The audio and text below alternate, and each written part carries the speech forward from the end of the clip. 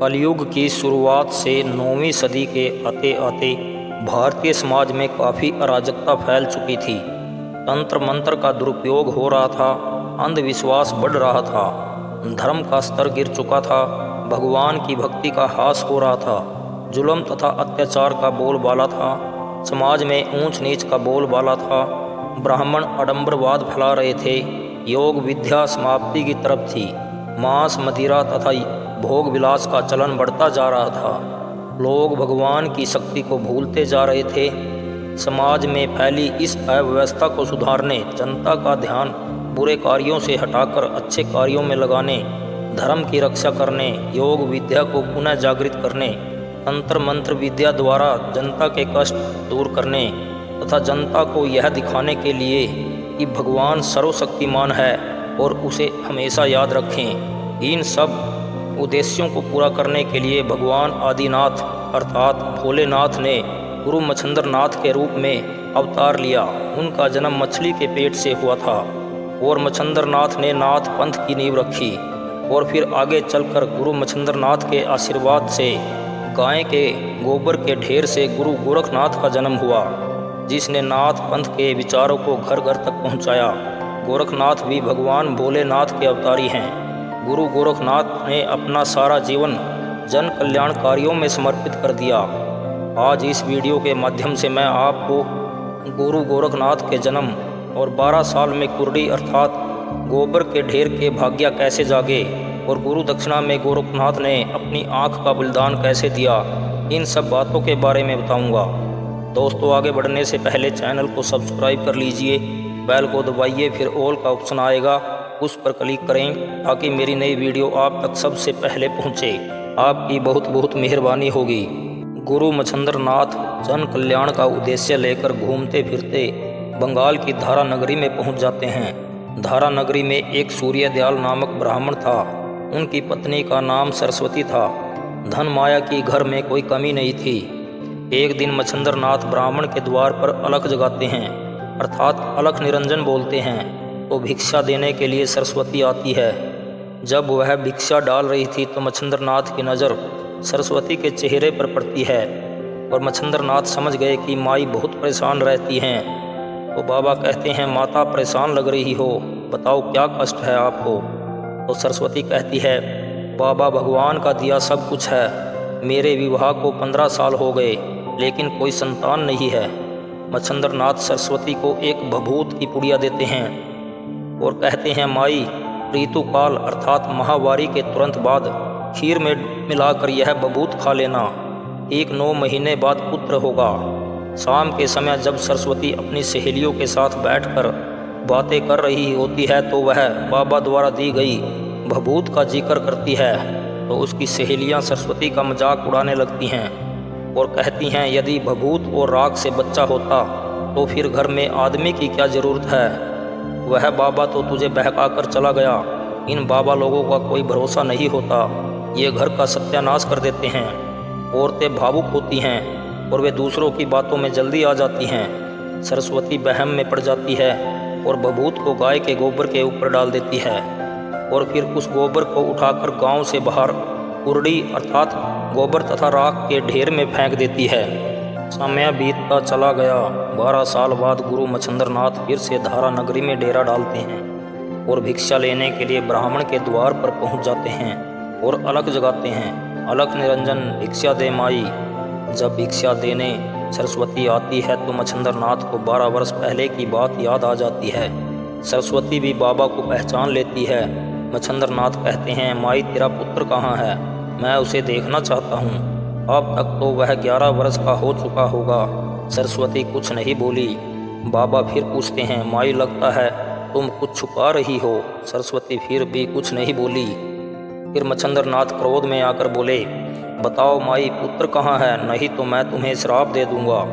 तो सरस्वती कांपते हुए हाथ जोड़कर बोली, बाबा भभूत तो मैंने खाई ही नहीं, मैंने वह भभूत गाय के गोबर के ऊपर डाल दी थी। मच्छंद्र नाथ ने पूछा, तो वह गोबर कहाँ है। सरस्वती बोली, गोबर तो मैं गांव से बाहर कुर्डी अर्थात गोबर के ढेर में डाल आई थी।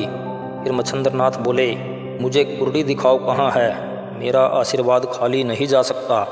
अगर मेरी बहूत ने काम किया होगा तो बालक जरूर पैदा हुआ होगा। सरस्वती आगे आगे और मच्छिंद्र नाथ पीछे पीछे मंत्र जाप करते हुए। गांव के लोगों को भी बात का पता चल जाता है। सारा गांव बाबा के पीछे पीछे चल देता है, यह देखने के लिए कि कुर्डी से बालक कैसे पैदा होगा।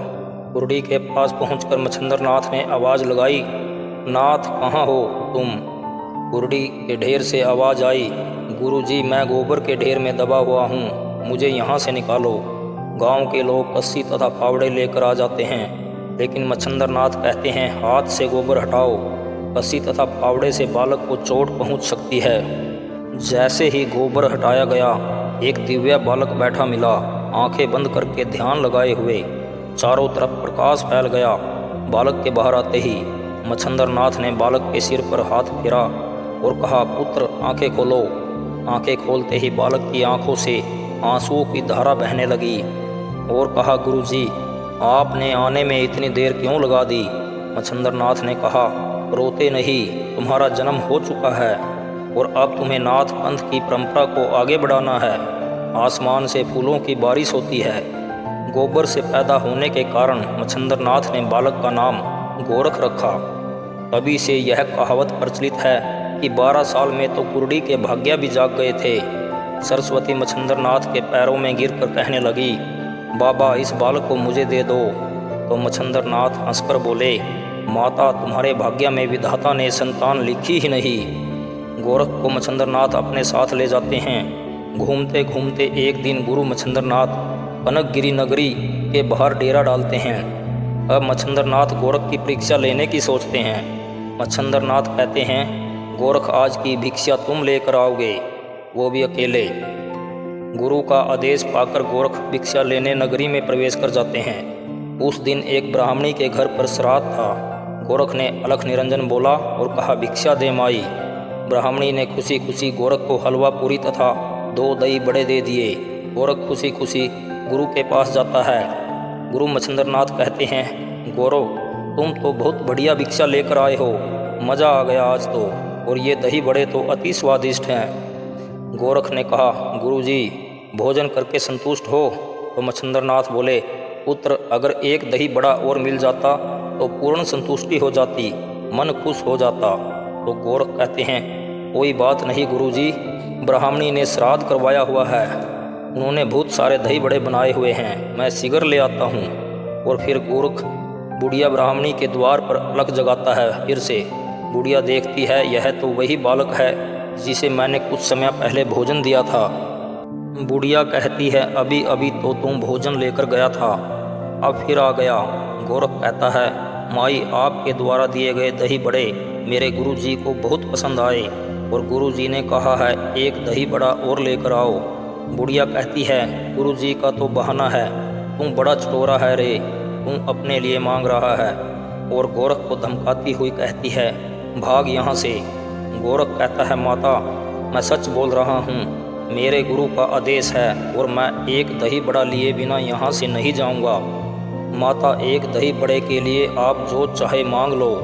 ब्राह्मणी उसे भगाने के लिए कहती है, तेरे पास है ही क्या देने के लिए, तुम्हारी आंखें बहुत सुंदर है, मुझे अपनी एक आंख दे दो। गोरख कहता है, माई तुम दही बड़ा ले आओ, तब तक मैं अपनी आंख निकालता हूँ। बुढ़िया अंदर जाकर एक दही बड़ा ले आती है तो देखती है बालक लकड़ी के टुकड़े से अपनी आंख निकालकर हाथ में लिए हुए है और खून की धारा बह रही है। बुढ़िया घबरा गई कि लोग क्या कहेंगे। बुढ़िया बोली, अरे पागल, मैंने तो तुझे भगाने के लिए मजाक किया था। बुढ़िया ने दही बड़ा गोरख के दूसरे हाथ में दे दिया और कहा, जल्दी से यहाँ से चले जाओ। गोरख ने कहा, दही बड़े के बदले में आँख तो ले लो। बुढ़िया ने कहा, अपनी आँख भी ले जा और यहाँ से जल्दी से निकल जा। और यह कहते हुए बुढ़िया ने दरवाज़ा बंद कर लिया। गोरख कहता रहा, माता आँख ले जाओ, लेकिन बुढ़िया ने दरवाज़ा नहीं खोला।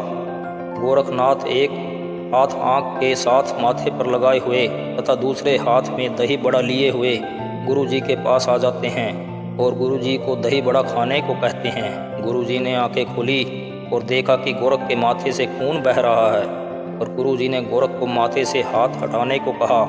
तो फिर गोरख ने गुरुजी को सारी बातें बता दी।